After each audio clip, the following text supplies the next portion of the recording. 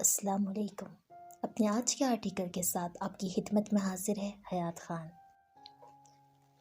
اس صبح کا آغاز کسی مرغ کی چہکتی آواز یا پھر کسی نرم بچھونے کے سائڈ دراز پر رکھی الارم کلاک سے نہیں ہوا، یا شاید اب یہاں صبح ہوتی ہی نہیں، کیونکہ امت کا جہاں تو اب بھی نیند کی وادیوں میں ہے، جو بیدار ہو کر اپنی طاقت کو پہچاننے سے قاصر ہے۔ ایک اور دھماکے کی گرجدار آواز سے دھرتی ڈگمگائی۔ فلسطین کے مسلمانوں پر بے رحمی کی نئی داستان رقم کر دی گئی۔ عمارتیں ریزہ ریزہ ہوئیں، ماؤں کا غم خلا کو تو چیر گیا، لیکن امت محمدیہ کو تاحال یکجا نہ کر سکا، اپنی میراث کی پہچان نہ کروا سکا۔ سرزمین فلسطین پر ایک 12 سالہ اسد گود میں اپنی 8 سالہ بہن انابیہ کو لیے ایک تباہ شدہ عمارت کے ٹوٹے شیلٹر کے نیچے موجود تھا۔ ماں، بابا، بھائی، دادی اور دادا سب رشتے کھو چکا تھا۔ انابیہ پانی کے لیے وقتاً فوقتاً اپنے بھائی کی جانب نگاہ دوڑاتی۔ اسد آنسو پونجتے ہوئے کہنے لگا، انابیہ، اسرائیل علیہ السلام کے پاس ہاجرہ تھیں، جن کی ممتا کی صدا سے زمزم نے اسرائیل علیہ السلام کی بےتابی کو ٹھنڈک بخشی، اور ہماری ماں شہید ہو چکی۔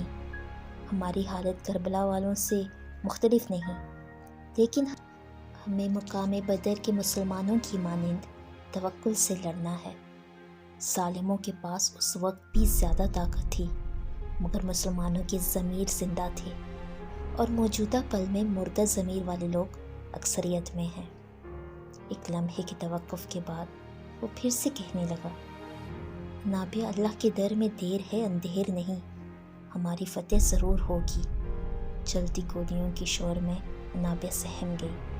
اسد پھر اس کو تھپکی دیتے ہوئے بولا، ہمیں ایک خوبصورت قول کو یاد رکھنا چاہیے کہ شیر کی ایک دن کی زندگی گیدڑ کی 100 سالہ زندگی سے بہتر ہے۔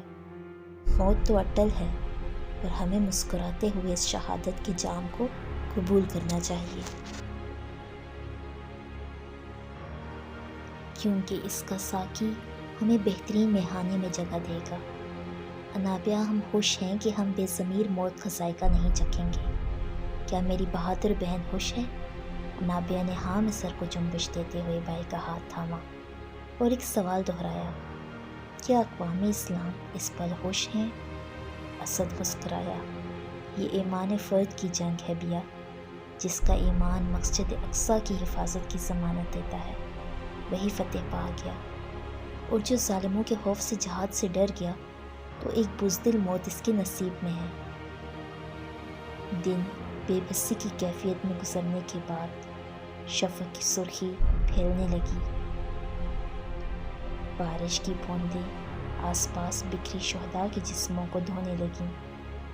اسد اور انابیہ اپنے بھیگے چہرے خشک کر کے کھڑے ہوئے، اور ان کی صدائیں خنک زدہ فضا میں گونجنے لگیں، لا تخف، اللہ معک، اللہ اکبر، لا الہ الا انت سبحانک انی کنت من الظالمین۔